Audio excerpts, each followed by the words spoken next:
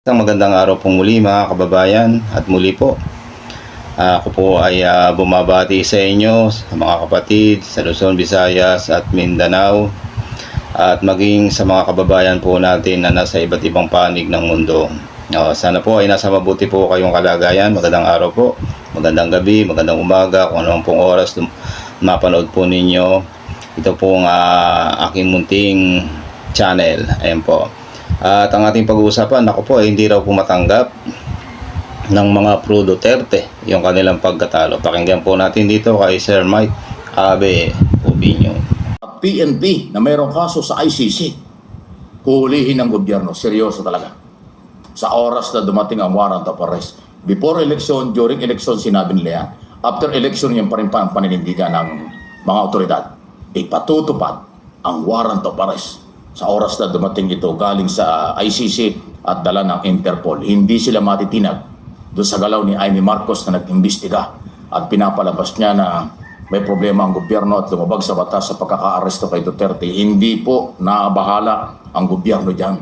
Tuloy ang implementation ng mga batas. Rule of law ang papairal. Yan ang yung paninindigan ng PNP, DILG, DOJ at NBI. Tuloy. Kaya sa oras, hindi lang po yung may mga kaso sa ICC. Actually, lahat ng may mga kaso at may warrant of arrest, uhulihin kayo ng CIDG at ng NBI.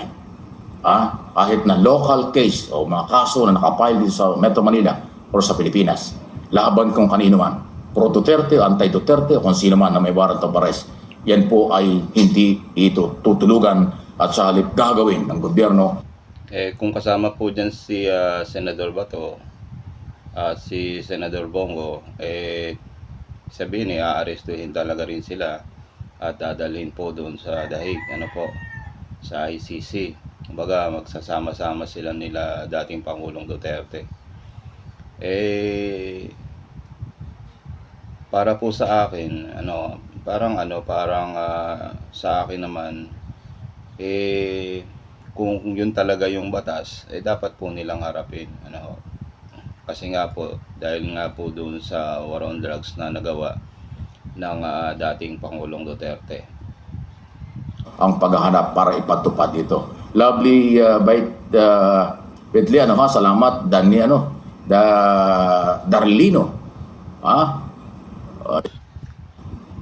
Bandi, wala pa ngayon, may pa pala yun. Tama. 23 September hanggang 24 ng September, nating kabataan nagparehistro. Okay? Nagparehistro po yung maraming kabataan. Kaya nga nanalo si Bang Aquino at saka si Pangilinan kasi dala ng kabataan niya.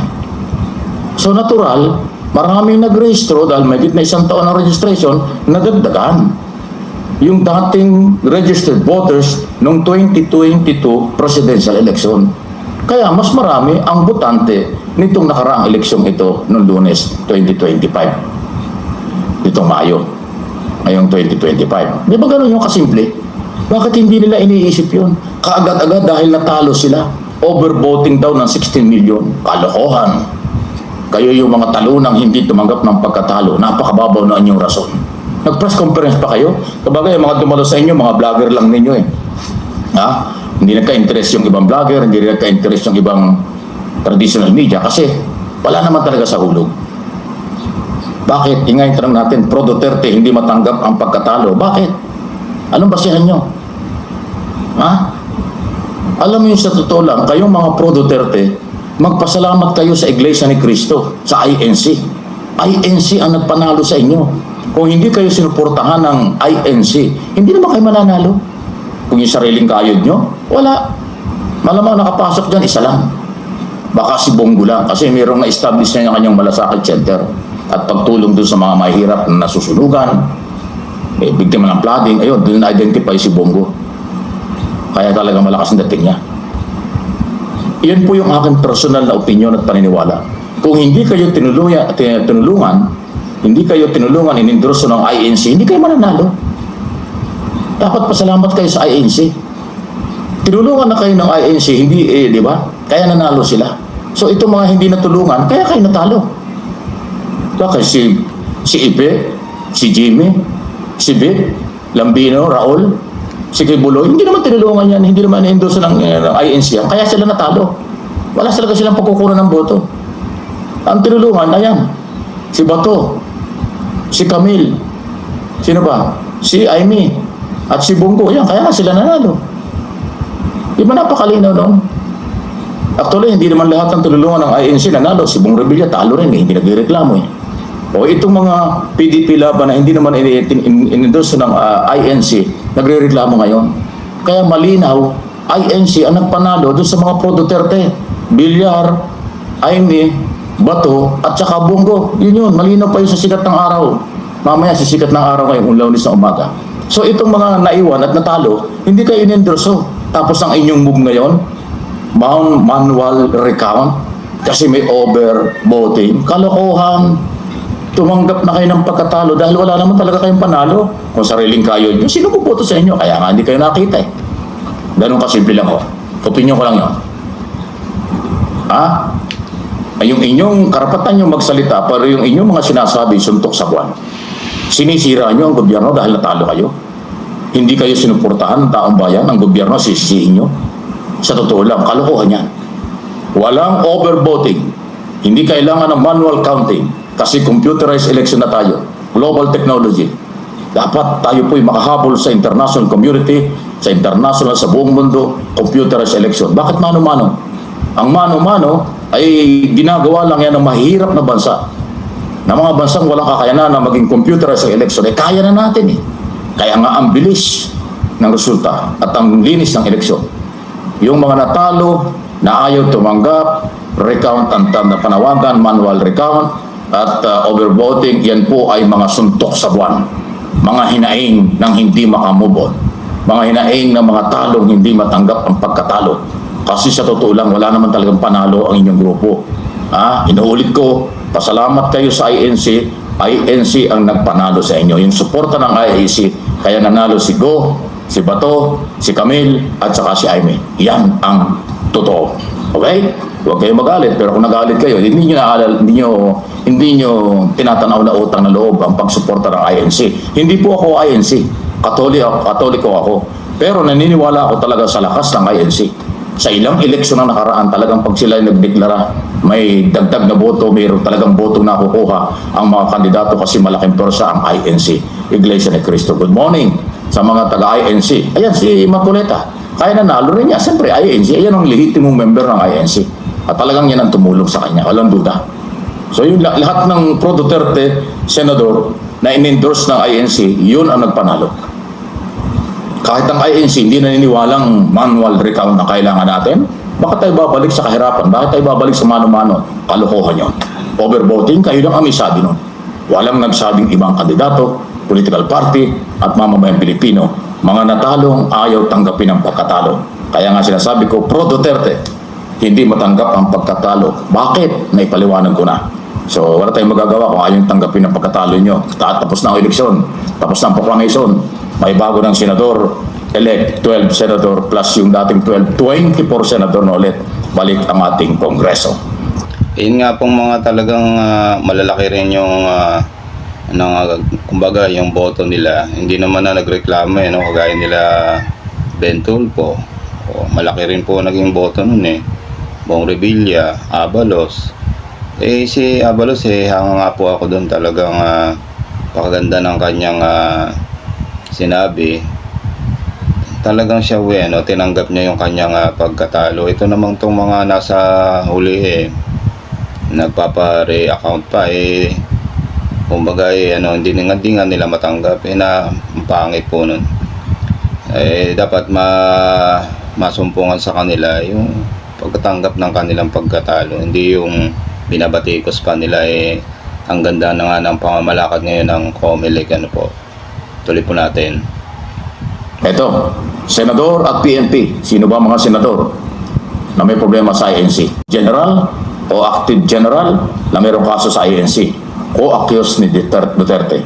Ang sinasabi ngayon ng pamahalaan, sinabi ko kanina, huhulihin nila sa oras dumating ang warrant of arrest. hindi sila apektado, hindi sila papaapekto doon sa reklamo ni Jaime Marcos before Office of the Ombudsman laban sa Executive Department sa illegal umano na pagkakahuli kay Duterte at turnover sa ICC. Hindi po yan.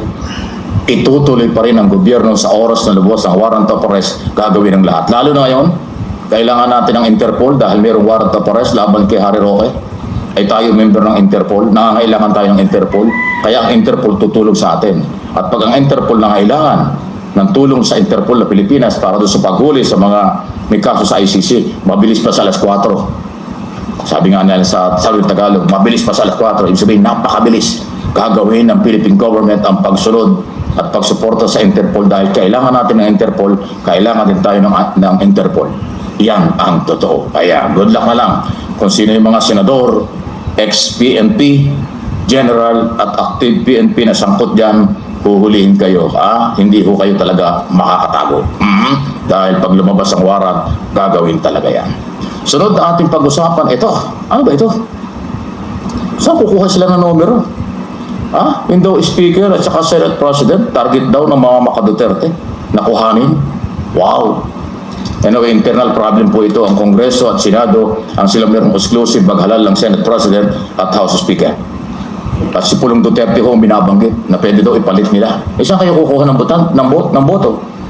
Majority ng nanalong sina congressman kontrolado ng coalition administration. Mahigit na 100 ang lakas CMD na si Congressman nanalo. So, yun ang followers ni Speaker. Ang Speaker of the House, numbers game ang labanan. Pag marami kayong kakampi, kayo mananalo, ay majority hawak pa rin ni Speaker. So, saan kukuha ng boto si Pulong Duterte para mag-Speaker? Pero hindi ang plano nila. Pulong Duterte, puro Speaker daw ang galaw. Wow! Saan kukuha ng boto yan? Pero yun po yung sinasabi. Tingnan natin kung anong gagawin yan. At itong Senado gusto rin daw palitan ng mga pro-Duterte. Saan sila kukuha ng boto? Si Marcoleta, ipapalit nyo? Kabago-bagong senador, saan kukuha ng boto yan? Huwag kayo masyadong ambisyoso. Lalo na ang mga senador-elect, congressman-elect, nako, ang tataas ng pride yan. Hindi nyo basta-basta magagamit yan. May kanya-kanya yung mandato. May kanya-kanya yung paninindigan. At sila'y halal, elected ng taong bayan. Kaya maninindigan yan, hindi yan pwedeng paglaruan. Naniniwala ako si Romualdez pa rin ang may kontrol ng Kongreso. At dito sa Senado, kung magpapalit man, ay hindi pro-Duterte ang magiging Senate President yan. Kasi minority lang ang pro-Duterte. Lilima nga sila eh. Lilima sila, 6 ngayon. Di ba? Villar, Marcos, di ba? Yan lang naman, Marcoleta, Bongo, at Bato, at Padilla. O saan kayo kukuha ng ano? Kung 6 kayo, o hindi kaya. 13 ang kailangan. Majority, 50% plus 1, yun ang majority na pwede maglagay ng bagong Senate President. Sa Kongreso, ganoon din. Kung 300 ang congressman, dapat meron kayong 151 o 152 para kayo maghawak ng speaker. Pero kung wala, majority pa rin kasi numbers game mula sa loob ng Kongreso, member ng Congress at member ng Senado, ibig sabihin mga senador, ang pagkukunan ng majority, 50% plus 1 plus 2, ayan po ang magdadala. Di ba sabi ni Soto, kung mayroong numero, tatanggapin ko ako maging Senate President. Pero kung walang numero, hindi pwede. Kasi pag walang numero, ibig sabihin, si Escudero pa rin na magiging Senate President. Kung kontrolado niya ang incumbent senador o new elected senador. Ganon din po sa Kongreso. 80% ata ng mga congressman nakabalik. Ikalyado ni Speaker. Saan kukuha ito pro Duterte? Anyway, hindi naman libre ang mangarap. Ang panaginip libre. Kaya lang gumising kayo, baka bangungutin, mahirap din, di ba? Ito yung isa pang issue na nakakatawa. Ewan ko ba itong si Congressman Toby Tiangco? Campaign manager ng Alyansa para sa Pagbabago. Kung sino-sino mga sinisisi. Sinisisi yung congressman, sinisisi yung mga taga Mindanao. Ay mahina kang campaign manager, ba't hindi mo matanggap yun? Mahina kang campaign manager kung alam mo na hindi mo kaya. Dapat hindi mo tinanggap ang trabaho niyan. Kahit alam kong malapit ka sa mga Romualdez, wala kang pakialam. O malapit ka sa mga Marcos, wala kang pakialam, Joby. Huwag kang mag-umarte, huwag kang magdrama na para sinisisi mo yung mga taga Mindanao at saka po ang mga congressman kaya natalo ang alyansa ng pagbabago dyan po sa Mindanao. ikaw ang merong pananagutan. Responsibility and accountability, Mr. Toby Chanco. Ikaw ang campaign manager, hindi mo na ipanalo, di dapat karguhin mo ang pananagutan. Huwag mong ibato kung kani-kanino.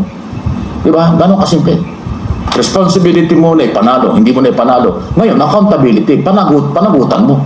Pananagutan mo yan. Bakit mo sinisisi sa mga congressman at local official ng taga Mindanao? Mahal na mga taga Mindanao ang gobyerno. Ang problema, ikaw, mahina kang magpatakbo as campaign manager kaya hindi kayo nanalo sa Mindanao. Ay bakit mo sisisihin kung kani-kanino? Kung sinasabi mong mahina ang alyansa, kahit doon pa, bakit mo tinanggap ang trabaho mo as campaign manager overall? Ba't hindi kung nahihinaan ka, bakit kung wala kang time sa Mindanao, bakit hindi ka nagtalaga? Dapat naglagay ka ng campaign manager ng Luzon, campaign manager ng Visayas, campaign manager ng Mindanao. O di na masisisi natin kung pumalpak. Eh ngayon, ikaw yung overall chairman, inako mo yung responsibility and accountability. Ngayon, 6 lang ang nakuhang panalo ng alyansa para sa pagbabago. Ngayon, sisisihin mo ay congressman at mga local official sa Mindanao. Abay, kalokohan yan. Huwag mong tanggapin ang trabaho mo pagkatapos ipapasa mo kung kani-kanino kapag ka pumalpak. Eh, palpak ka eh. Again, wala akong pakialam kung makamarcos ka. Alam ko malapit sa Marcos at Imelda at Romualdez itong si Toby Chanco, kamag-anak nila yan eh. Pero ako, tato lang. Kasi itong aking mga channel, wala namang pakialam ang gobyerno. Ang aking ginagawa sa lahat, sa broadcast business, at dito sa aking pag-vlog, walang pakialam ang gobyerno. Puro volunteer lang ako dyan. Itong aking channel, volunteer lang. Ito ng pakialam nyo. Kung magalit yung mga pro-Marcos dyan, na mga nakapaligid. Ako nga, ang recommendation ko, palitan. Mag-reshuffle ang Pangulo. Mamaya, meron po akong video gagawin na gano'n. Magtanggal ang Pangulo ng mga taong hindi, ang loyalty ay alanganin sa kanya. Marami hong nagbabaling din, marami hong kaduda-duda. Ito si Chanco, malapit sa mga Marcos, sinisisi ay ang mga congressman, ay ang mga congressman ay supporters ng Marcos. Mahina ang diskarte mo, Mr. Chanco, as campaign manager. Ikaw ang merong accountability kung bakit hindi nanalo ang karamihan sa mga alyansa. Although, nakakuha naman ng 6, kalahati lang eh. Pero first time kasi mga kaibigan, first time na ang kandidato ng administrasyon natalo sa Mindanao ng mga Duterte. Ganun po nangyari. Hindi ibig sabihin mga taga Mindanao Duterte. Hindi po. Mahina lang yung campaign manager para maiparating sa lahat ng kandidato o botante sa Mindanao ang kahalagahan ng kandidato ng administrasyon. Hindi nagawa ni Chanco yun. Ngayon, pinapasa niya sa iba kung kani-kanino sinisisi. Kalokohan. Yung governor, mga mayor sinisisi. Local official daw, kulang suporta. At saka mga district congressman. Aba, dapat alam mo kung bakit mahina ang suporta. Kung wala ka namang ka-PR-PR, ikaw pa yung gusto mo yata, yung mga congressman at mga local officials sa Mindanao, sila pa yung lumapit sa'yo eh. Gusto mo yata, sila pa yung tumanaw ng utang na loob eh. Ang tanong, meron ka bang naitulong? Mr. Chanco, pues gobyerno dapat kumampi sa mamamayan. Hindi ang mamamayan lang ang kakampi. Hindi lang ang mamamayan ang may obligasyon sa gobyerno. Pati yung nasa gobyerno may obligasyon ipaglaban, panindigan ang para sa bayan. Yun ang aking paniniwala. Obligasyon kung tumulong sa gobyerno dahil Pilipino ako. Mas merong obligasyon ang nasa pamahalaan tumulong sa mamamayan. Hindi ibig sabihin yung gusto nila susundin natin in toto or 100%. Aba hindi. Meron tayong sarili-sariling paniniwala at pananaw. At yun ang aking ginawa. 4 lang ay binoto ko dahil sa tingin ko talagang hindi na makarapat dapat yung iba. Eh natalo pa nga yung iba dahil 2 yata 3 yung aking nanalo eh. Ay okay lang. Tama, 2 lang yun ay panalo ko yata sa gobyerno eh. Tama, 2 lang. Kasi 4 lang ang nanalo sa akin mga binoto. Ay tama, 2 lang pala. 4 lang ang naipanalo ko. 4 lang ang naipanalo ko. 2 sa administrasyon, 2 sa independent or sa labas ng administrasyon na binoto ko parehong nanalo. 4, ayun. Ganun talaga eh. Ayun ang paniniwala ko. Bakit nyo ko pipilitin sa gusto nyo? Alam ko namang tubigo ang aabutin ko dyan. Recycle. Okay? Walang panalo. From day 1 sinabi ko na hindi ako nagkulang. Hindi kayo nakinig. O di, yan ang nangyari. Kaya balikan ko si campaign manager Toby Chanco, wala kang dapat sisihin kung di ang sarili mo. Nagkulang ka sa maraming bagay. Kung bakit, dapat alam mo yun. Kung hindi mo alam, abay bahala ka sa buhay mo. At hindi mo alam ang pagkukulang mo. Alam ng local official, alam ng mga district congressman, alam ng mga nasa probinsya ang pangangailangan nila.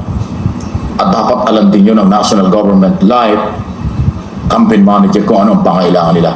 Baka hindi mo ibinigay, di ba? Baka hindi mo na-deliver ang gusto nila, tapos maghahanap pa ng resulta. Ano yun? Parang may inutusan kang bumili ng suka, eh wala ka naman ibinigay na pera, gusto mo pagbalik may dalang suka. Yun ang gusto mo, Toby? Yun yata ang ginawa mo eh. Kaya natalo ang administration candidate sa Mindanao. Ha? May inutusan mo yung mga kandidato kumampanya ron. Pero pagdating doon, wala naman dala kahit ano. Paano kayo boboto? Inutusan mo yung kandidato mo bumili ng suka sa Mindanao nang wala ka namang pabaon, nang wala ka ibinigay na pambili ng suka. O di pagbalik dito, kahit na boto walang dala, kasi wala ka namang ibinigay na pera. Wala ka namang ibinigay na pambili ng suka. Kaya pagdating dito, walang suka, walang bote, wala rin boto. Ganun kasimple lang magpakatot. Yan po mga kababayan, yung ating pong narinig mula po dito kay Sir Mike Abe Opinion. Ano po? Mga masalimot na nangyari dito po sa nakaraang halalan. Alala po kayong mag-comment dito po sa ating munting channel. Sana po wag po kayong magsawa dito po sa pakikinig at panonood. At sana po ay huwag niyo pong kalimutan na mag-like at mag-share, mag-subscribe dito po sa ating munting channel. Hanggang dyan po mga kababayan, at muli po gaya po ng aking sinasabi, sa araw-araw na lumilipas sa ating buhay, huwag po natin kalimutan na magpasalamat sa Diyos na may lalang. Bye-bye po.